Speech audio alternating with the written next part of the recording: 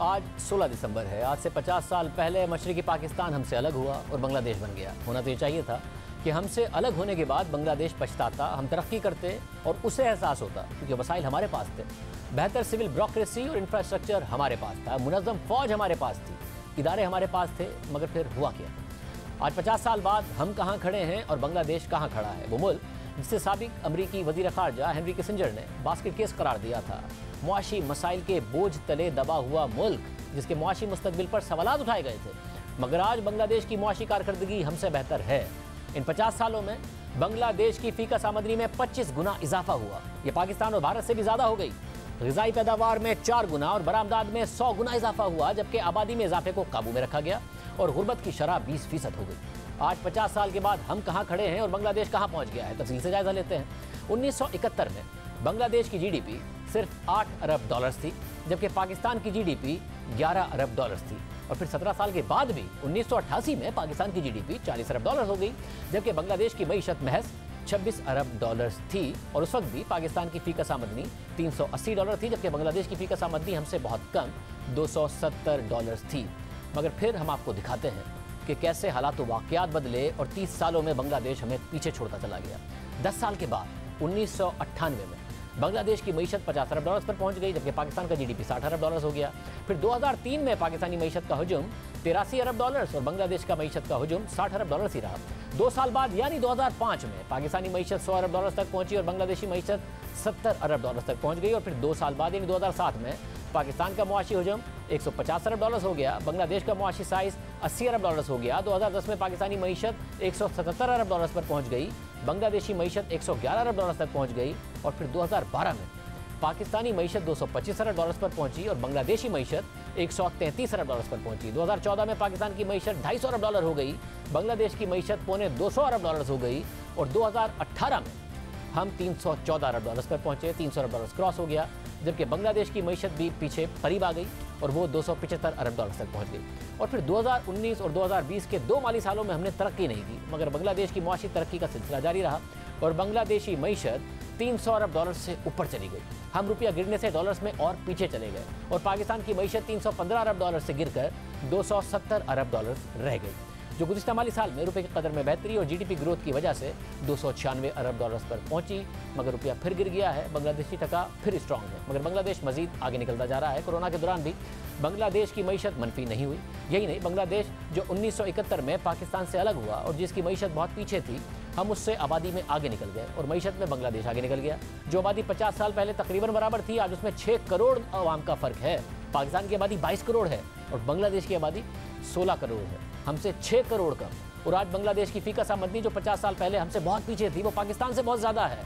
1971 में पाकिस्तान बांग्लादेश से 70% ज़्यादा अमीर था और आज बांग्लादेश पाकिस्तान से 45% ज़्यादा अमीर है। बांग्लादेश के कैबिनेट सेक्रेटरी के मुताबिक गुज़िश्ता माली साल में बांग्लादेश की फ़ीका आमदनी में 9% का इजाफा हुआ और वो 2227 डॉलर्स पर पहुंच चुकी है, जबकि पाकिस्तान की फ़ीका आमदनी में डॉलर्स में गुज़िश्ता 3 वर्षों में कमी आई और गुज़िश्ता माली साल में इजाफे के बावजूद 1543 डॉलर्स पर पहुंची। क्योंकि पाकिस्तानी रुपया मुसलसल गिर रहा है, बांग्लादेशी टका निस्बतन उतना नहीं गिरा, मगर गुज़िश्ता 3 वर्षों में वो मुस्तहकम रहा और हमने तरक्की भी बांग्लादेश से बहुत कम की। बांग्लादेश ने पाकिस्तान और भारत दोनों को पीछे छोड़ दिया है। 1 जून 2021 को शाया होने वाली ब्लूमबर्ग के आर्टिकल के मुताबिक भारत जो ये समझता रहा है कि जनूबी एशिया में सिर्फ उसकी मईशत अहम है, अब उसे भी ये समझना होगा कि वो बांग्लादेश से फ़ीका आमदनी के मुकाबले में गरीब है, क्योंकि बांग्लादेश की फ़ीका आमदनी 2227 डॉलर्स के मुकाबले में भारत की फ़ीका आमदनी इस साल 1947 डॉलर्स रह गई है।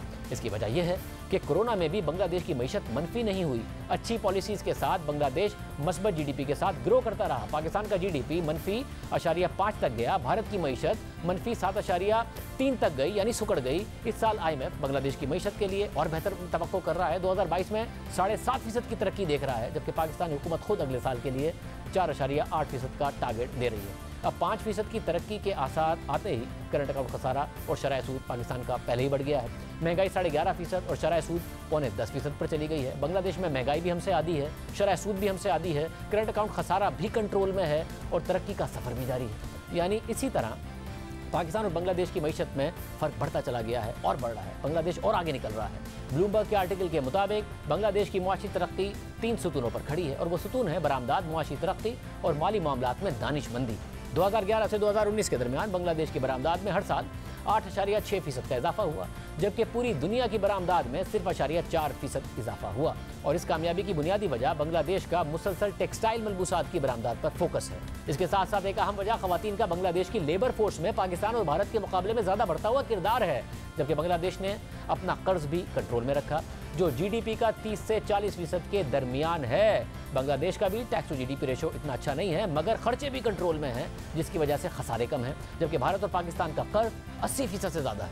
इसकी वजह से बांग्लादेश के प्राइवेट सेक्टर को कर्ज लेने और सरमायाकारी करने की गुंजाइश और मौके मिलते रहे हैं। ये अहम बात है कि बांग्लादेश ने जनूबी कोरिया और वियतनाम की तरह तेजी से तरक्की नहीं की है, और ना ही उसकी बरामदात में उन ममालिक की तरह उतनी ही तेजी से इजाफा हुआ है। जहां जनूबी कोरिया और वियतनाम ने अपनी बरामदात को फैलाकर टेक्नोलॉजी और इलेक्ट्रॉनिक्स मसनूआत पर इन्हिसार बढ़ा दिया है, डाइवर्सिफाई किया है, तो वहीं बांग्लादेश का इन्हिसार महज टेक्सटाइल सेक्टर में वैल्यू एडिशन पर रहा है। यानी बांग्लादेश के मुकाबले में इस खित्ते की दीगर मईशतों ने बहुत बेहतर कारकर्दगी दिखाई है, जिनका मवाजना बांग्लादेश से किया जा सकता है, मगर बांग्लादेश ने हमसे बेहतर कारकर्दगी दिखाई है। अब पाकिस्तान और बांग्लादेश की बरामदात का मवाजना करते हैं। ये बहुत अहम मवाजना है, क्योंकि बरामदात किसी भी मईशत की तरक्की के लिए बहुत ज़रूरी होती है। खसारा कम होता है, ज़र मुबादला के ज़खायर बढ़ते हैं। 1999 में बांग्लादेश की बरामदात $6 अरब थी, जबकि पाकिस्तानी बरामदात $8.40 अरब थी। मगर 1999 से 2005 तक पाकिस्तानी बरामदात $8 अरब से $15 अरब तक पहुंची। बांग्लादेश की बरामदात $9.5 अरब तक पहुंची। 2008 में पाकिस्तान की बरामदात बढ़कर $22 अरब हो गई। बांग्लादेश की बरामदात $15.5 अरब तक पहुंची, और फिर बांग्लादेश हमसे आगे निकलने लगा। साथ ही उस जमाने में बांग्लादेश ने एक्सपोर्ट्स के लिए नई मार्केट्स ढूंढी, वैल्यू एडिशन पर तवज्जो दी, ज्वाइंट वेंचर्स किए ताकि उन्हें आइंदा फायदा हो। और जनरल मुशर्रफ के दौर के बाद जब पाकिस्तान को फौरी तौर पर IMF के पास जाना पड़ा, तो बांग्लादेश में बरामदात पर तेजी से काम हो रहा था। और 2013 में जब पाकिस्तान 5 साल बाद एक बार फिर से IMF प्रोग्राम में जा रहा था, पाकिस्तान की बरामदात बमुश्किल $3 अरब बढ़कर $25 अरब पर पहुंची थी, जबकि बांग्लादेश $25 अरब के साथ पाकिस्तान के बराबर आकर खड़ा हो गया था। और फिर उसके बाद पाकिस्तानी बरामदात $25 अरब से आगे नहीं बढ़ सकती। 2018 में पाकिस्तान की बरामदात उल्टा कम होकर $23.5 अरब तक पहुंच गई, और बांग्लादेश $40 अरब से ऊपर निकल गया, हमसे बहुत आगे चला गया। हम मुश्किल से $25 अरब से ऊपर नहीं जा पाए। इस साल अगर $31 अरब के पास बरामदात गई, तो दरामदात $70 अरब से ऊपर होने का खदशा है। 3 सालों में तकरीबन 45% करेंसी गिराकर भी नवंबर में $8 अरब की दरामदात और $2.9 अरब की बरामदात हुई हैं, जिसकी वजह से पाकिस्तान का खसारा अभी भी बरकरार है। बांग्लादेश के मसाइल नहीं है। 3 साल में बरामदात में महज $600 मिलियन का इजाफा हुआ, और $24.7 अरब से $25.3 अरब पर पहुंची। अब अगले साल के लिए $31.2 अरब का टारगेट है। और इस वक्त करंट अकाउंट खसारे को सिर्फ तरसीलात ज़र यानी रेमिटेंसेस से हमें मदद मिली हुई है, जिनमें 3 सालों में $19.9 अरब से $29.3 अरब तक तकरीबन $9.5 अरब या 50% का इजाफा हुआ है पाकिस्तान का। मगर यहाँ भी बांग्लादेश की कारकर्दगी हमसे बेहतर है। बांग्लादेश की तरसीलात ज़र में 3 सालों में 70% यानी $10 अरब का इजाफा हुआ है, और वो $14.9 अरब से $24.7 अरब पर पहुँच चुकी हैं। यानी गुज़िश्ता 3 सालों में बांग्लादेश में तरसीलात ज़र में परसेंटेज में ज़्यादा इजाफा हुआ है। मईशत में बेहतरी के लिए बरामदात और बैरूनी सरमायाकारी बढ़ाना नागुज़ीर है। पाकिस्तान की बरामदात जीडीपी का 10% से भी कम है, जबकि बांग्लादेश और भारत की बरामदात जीडीपी का 15% से ज़्यादा है। वियतनाम की बरामदात उनके जीडीपी का 100% से भी ऊपर है। बांग्लादेश की बरामदात में 84% हिस्सा गारमेंट्स का है। बांग्लादेश चीन के बाद दूसरा बड़ा एक्सपोर्टर है। बहरहाल अब 50 साल बाद बांग्लादेश मुआशी तरक्की में न सिर्फ पाकिस्तान बल्कि भारत को भी पीछे छोड़ रहा है। 2019 में वर्ल्ड इकोनॉमिक फोरम ने बांग्लादेश की मईशत पर एक रिपोर्ट जारी की। इस रिपोर्ट के मुताबिक बांग्लादेश की मईशत भारत से ज़्यादा तेज़ी से आगे बढ़ रही है। 2010 से 80 लाख अफराद गुर्बत से निकल आए हैं, और सिर्फ 10 साल में फ़ीकस आमदनी में 3 गुना इजाफा हो गया है। बांग्लादेशी मईशत में तेज़ी से बेहतरी की 4 वजूहात हैं। पहली वजह कि बांग्लादेश में दुनिया की दूसरी सबसे बड़ी गारमेंट्स इंडस्ट्री है। सिर्फ चीन बांग्लादेश से आगे है, और गारमेंट्स की एक्सपोर्ट्स हर साल तकरीबन 16% से बढ़ रही हैं। दूसरी वजह बड़ी तादाद में नौजवान वर्क फोर्स है। बांग्लादेश दुनिया की 8वीं बड़ी आबादी है, मगर उसकी आधी आबादी 25 साल से कम उम्र अफराद पर मुश्तमिल है। नौजवान टेक्नोलॉजी को आसानी से कबूल कर लेते हैं और तेज़ी से सीखते हैं। तीसरी वजह डिजिटल पावर है। बांग्लादेश में 60 लाख IT फ्रीलांसर्स हैं, जो दुनिया में सबसे ज़्यादा तादाद है। टेक्नोलॉजी बांग्लादेशियों को फॉर्मल इकोनॉमी से जोड़ रही है। ज़्यादा से ज़्यादा लोग ऑनलाइन बैंकिंग अकाउंट्स तक रसाई हासिल कर रहे हैं। चौथी वजह वर्ल्ड इकोनॉमिक फोरम ने यह बताई कि बांग्लादेश नॉलेज बेस्ड सोसाइटी की तरफ बढ़ रहा है।